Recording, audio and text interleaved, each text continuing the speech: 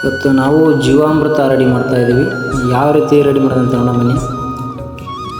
ಫಸ್ಟಿಗೆ ಒಂದು ಬಕೆಟಿಗೆ ಸ್ವಲ್ಪ ನೀರು ಇಟ್ಕೊಂಡು ಒಂದು 10 kg ಸಗಣಿ ಬಕೆಟಲ್ಲಿ ಹಾಕ್ಯಂಡು 10 kg ಸಗಣಿನ ಬಕೆಟಲ್ಲಿ ಹಾಕ್ಯಂಡು ಚೆನ್ನಾಗಿ ಮಿಕ್ಸ್ ಮಾಡ್ಬೇಕು. ಜವಾರಿ ಹಾಕೊಳ್ಳೋದು ಫ್ರೆಶ್ ಸಗಣಿ ತಗೋಬೇಕು. ಪಕ್ಕಾ ಜವಾರಿ ಹಾಕೊಳ್ಳೋದು ಮಾತ್ರ. ಸಗಣಿ ನೀವು ಡ್ರಮ್ಗೆ ಹಾಕೊಂಡು ಇವಾಗ ಡ್ರಮ್ಗೆ ಹಾಕ್ಕೊಂಡು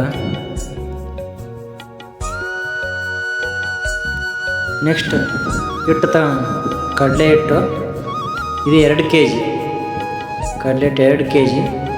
ಇದನ್ನು ಕೂಡ ಚೆನ್ನಾಗಿ ಮಿಕ್ಸ್ ಮಾಡೋಣ.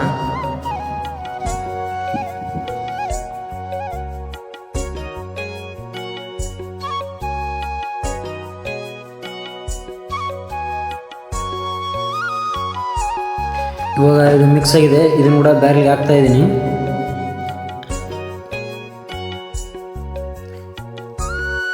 ಇವಾಗ ಬೆಲ್ಲ ತಗೋಣ. 2 kg ಬೆಲ್ಲ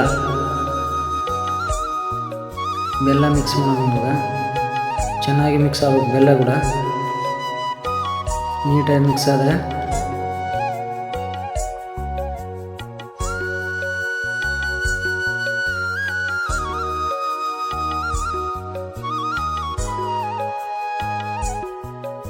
ಬೆಲ್ಲ ಕೂಡ ರೆಡಿ ಐತಿ. ಇದು ಕೂಡ ಡ್ರಮ್ಗೆ ಹಾಕ್ತಾ ಇದ್ದೀನಿ. ಈಗ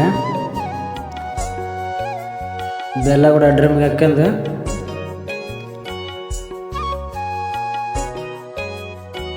ಎರಡು ಇಡೀ ಮಣ್ಣು ತಗೊಂತೀನಿ. ಇವಾಗ 2 ಇಡೀ ಮಣ್ಣು ತಗೊಂಡು ಅದನ್ನು ಕೂಡ ನೀರಾಗಿ ನೀಟಾಗಿ ಮಿಕ್ಸ್ ಮಾಡ್ಕೊಳ್ಳೋಣ.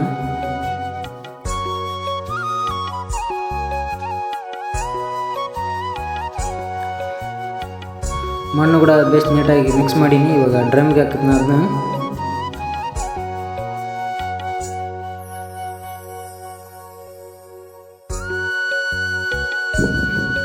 ಪಕ್ಕಾ ಜವಾರಿ ಹಾಕೊಳ್ಳೋ 10 ಲೀಟ್ರ್ ಗೋಮೂತ್ರ ಈಗ ಬ್ಯಾರ್ಲಿಗೆ ಹಾಕ್ಯಂಡು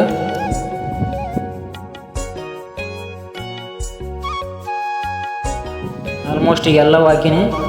ಇವಾಗ ಇದಕ್ಕೆ ನೀರು ತುಂಬಿಸೋಣ. ನೀರು ತುಂಬಿಸ್ನ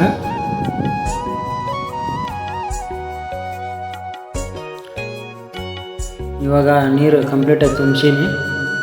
ಇದನ್ನ ಯಾವ ರೀತಿ ತಿರ್ಗ್ಸೋದಂದ್ರೆ ನಮ್ಮ ಮನೆ ಗಡಿಯಾರ ಯಾವ ರೀತಿ ಮುಳ್ಳು ತಿರುಗ್ತಾ ಆ ರೀತಿ ಮಾತ್ರ ತಿರುಗಿಸ್ಬೇಕು. ಇದನ್ನೊಂದು 60ರಿಂದ 70 ಸಾರಿ ತಿರುಗಿಸ್ಬೇಕು. 60ರಿಂದ 70 ಸಾರಿ ನೀಟಾಗಿ ತಿರುಗಿಸಬೇಕು. ಇದಕ್ಕೆ ಏನೇನು ಹಾಕ್ಬೇಕಂತ ಏನೇನು ನೋಡೋಣ. 10 kg ಸಗಣಿ, 2 kg ಬೆಲ್ಲ, 2 kg ಹಿಟ್ಟು, 10 ಲೀಟ್ರ್ ಆಕಳು ಗೋಮೂತ್ರ, ನಿಮ್ಮದೇ ಹೊಲದಾದಂಥ 2 ಇಡೀ ಮಣ್ಣು, ಇಷ್ಟು ಸಾಮಗ್ರಿಗಳು ಬೇಕಿದಕ್ಕೆ. ಇವಾಗ ಅಂದರೆ ಬಾಯಿ ಮುಚ್ಚಬೇಕು. ಯಾವ ರೀತಿ ಬಾಯಿ ಮುಚ್ಚಬೇಕಪ್ಪ ಅಂತಂದ್ರೆ ಗೋಣಿಚೀಲ ಆದರೂ ಕಟ್ಬೋದು, ಇಲ್ಲ ಈ ಥರ 2 ತೆಂಗಿನಗರಿ ತಗೊಂಡು ಮುಚ್ಬೋದು. ಸ್ವಲ್ಪ ಗಾಳಿ ಆಗ್ಲಾರ್ದಂಗೆ ಸ್ವಲ್ಪ ಜಾಸ್ತಿ ತೆಂಗಿನಗರಿ ಹಾಕ್ಕೊಂಡು 4 ಹಾಕ್ಕೊಂಡು ಅದ್ರ ಮ್ಯಾಗ ಒಂದು ಅಡ್ಡ ಬಡಿಗೆ ಇಡೋಣ. ಈಗ ಅಡ್ಡ ಬಡಿಗಿಟ್ಟು ಅದ್ರ ಮ್ಯಾಗ ಒಂದು ಕಲ್ಲು ಅಥವಾ ಏನಾಯ್ತು ಇಡಿ ಒಳಗೆ ಬೆಳೆದ ರೀತಿ ನೋಡ್ಕೊಳ್ಳಿ. ಒಟ್ಟು ಒಂದು ಕಲ್ಲು ಆಗಲಿ ಏನಾಗಲಿ. ನಮಸ್ಕಾರ ರೀ ರೈತ ಮಿತ್ರರಿಗೆ. ಸಂಪೂರ್ಣವಾಗಿ ಜೀವಾಮೃತವನ್ನು ರೆಡಿ ಮಾಡಿ ಬ್ಯಾರಲಲ್ಲಿ ಹಾಕಿದ್ದೇವೆ. ಅದಕ್ಕಾಗಿ ನೆರಳು ಬೇಕು. ನೀವು ಗೋಣಿ ಚೀಲರ ಕಟ್ಕೊಳ್ಳಿ, ಗಾಳಿ ಆಡ್ತಿರ್ಬೇಕು. ಒಟ್ಟು ಈ ಥರ ನಾವು ಗೋಣಿ ಚೀಲ ಇಲ್ಲಾರದ ಕಾರಣಕ್ಕಾಗಿ ತೆಂಗಿನಗರಿ ಹಾಕಿ ಇಟ್ಟಿದ್ದೀವಿ. ನೆರಳಿರಲಿ. ಓಕೆ.